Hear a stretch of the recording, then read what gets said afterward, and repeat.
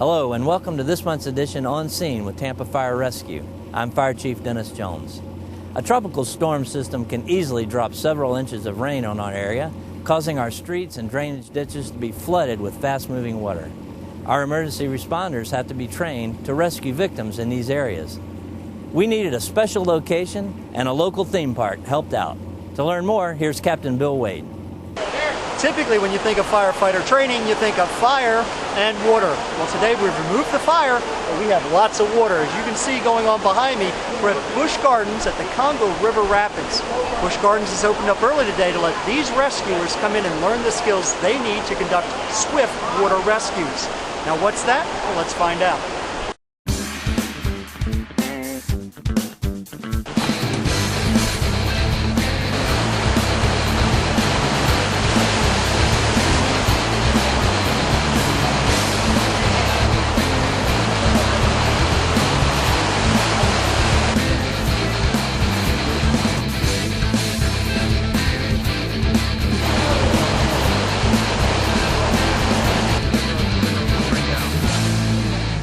This class has 40 rescuers participating in it. They come from fire departments in the Bay Area and throughout Central Florida. They are members of their local urban search and rescue teams. Normally, these rescuers are dealing with fires, medical emergencies, and other tragedies daily. They also may be called upon to handle the destruction that can accompany a natural disaster, such as a hurricane. One of the lead instructors for today's session is Troy Basham. He tells us he has high hopes for the firefighters in this specialized class. A couple things that we're really hoping with. The first and foremost thing that we're hoping that they come away from this class with is that this is an unrelenting, unforgiving discipline of rescue. That this swift water, there's nothing like it. It's just a whole different ballgame. We want their safety to be paramount. By placing them in this environment under controlled conditions, we can do that. We can come in here and we can drain this thing in 3 minutes. So we got them in the roughest water we can get them in safely. If they realize that they know the limits of their abilities, then they can go out and effectively train on getting people out of the water. A lot of people look at water like this and say, where in Florida are we going to have this? All you got to realize is when a hurricane comes through, it dumps all this rain and it's got to get back to the ocean somehow. Though we don't have mountains and though we don't have rapids, that can happen very quickly. Streets can get flooded to this magnitude. Drainage canals can get flooded just like this. And when people go in the water, they're going to call the fire department and we're going to be out there getting them out of the water. Along the water flow of the Congo River Rapids, the instructors have set up several training stations. Each station teaches the students how to handle a different kind of emergency. What we got simulating here is we've got swimmers in swift water, and we're trying to advance ropes to them so that we can go ahead and pull them onto shore safely. What we do is we throw the rope, hopefully right over the goalpost, right in their arms. We pull the rope taut and let the water actually carry the victim onto the shore. What they're doing right here, this is a victim rescue technique, and what it does, it allows us to rescue multiple victims in one spot here with the hose. What happens is as the victims come down, we gather them on the inflated fire hose here. We're able to pull them across to the side to easier moving water where they can be assisted out of the water, and it allows us too where we can redeploy it to catch more as they come down. So we can have hose setups throughout downstream so we can catch multiple victims. And what it does, it allows us to limit the exposure of rescuers in the water as well. So we're actually able to keep them on the safe banks while affecting a rescue. Key here is get your hands up when you go to the victim. Try to straddle the victim. Get your hands way high. Okay? When your hands come down and grab your victim, they know then to haul. If you keep your hands in the water and you grab your victim, they're not going to know because there's no signal for them. They can't hear them because they hear the projected voice downstream. Okay? So get your hands up high, grab them, and they know to haul. The Congo River Rapids at Busch Gardens is a great location for this kind of training. The ride has built into it a large water flow and many safety features. Well, we have 2 pumps. Each pump pumps 20,000 gallons a minute, so we have 40,000 gallons of water a minute flowing through the ride. The pumps are taking the water and up to a level that's 14 feet above the lowest point of the ride. So the water drops essentially 14 feet as it flows through the course of the ride. I trust in my rescuers. Fortunately, this is a nice, safe environment. We thank Busch Gardens for letting us go ahead and do our training here, and they've got eyes on cameras that are all over this ride.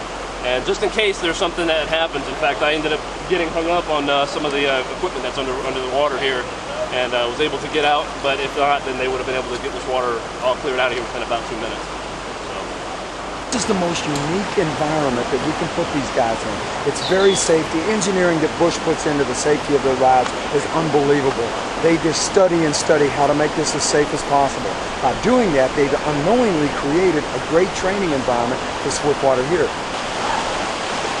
Although many of the procedures that the students are learning may seem simple, the rushing water makes communications much more difficult and the conditions more dangerous. Well, it's definitely a little more difficult because the water thrown into the mix makes it a little bit more dangerous.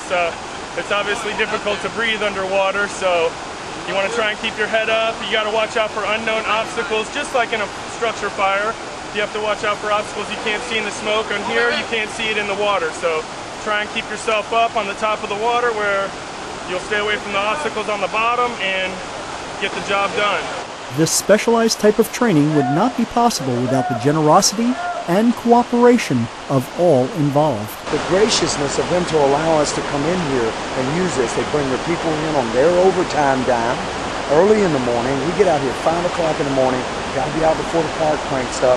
We get this going, and they just do great things for letting us in here. There's no way, nowhere that we could put the students in this type of environment in the United States. This is the only place, and they're fantastic to let us do this.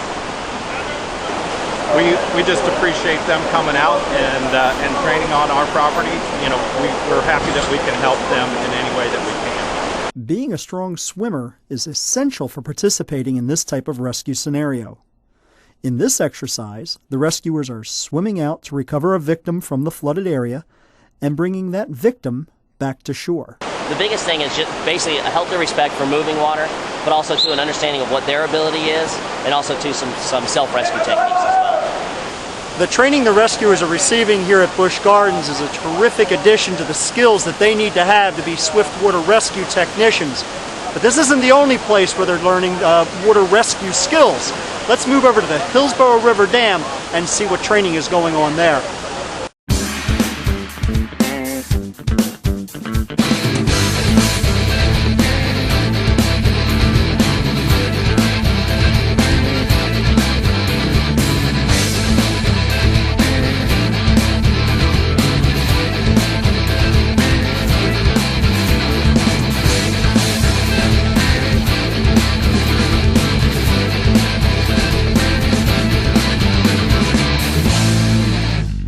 Here in this large body of water behind the Hillsborough Dam, as you can see, the rescuers are doing several skills.